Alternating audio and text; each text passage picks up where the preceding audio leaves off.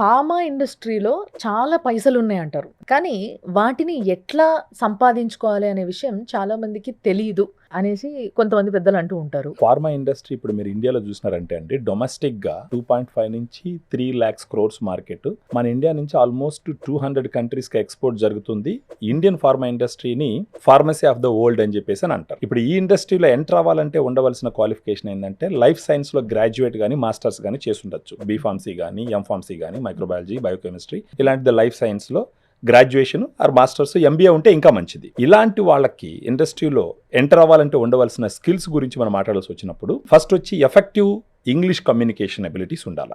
దాంతోపాటు strong పర్సువేడింగ్ skills ఉండాలి, interpersonal skills ఉండాలి, ట్రావెలింగ్ ని లైక్ చేసే విధంగా ఉండాలి, తర్వాత కస్టమర్స్ ని బాగా కన్విన్స్ చేసి రిలేషన్షిప్ బిల్డింగ్ బాగా చేయగలిగినట్టు పరిస్థితిలో ఉండాలి. ఈ విధంగా ఉంటే గనక ఖచ్చితంగా ఫార్మా ఇండస్ట్రీలో సేల్స్ అండ్ మార్కెటింగ్ జాబ్స్ లో ఎంటర్ అయ్యేదానికి అన్ని రకాల అవకాశాలు ఖచ్చితంగా ఉంటాయి.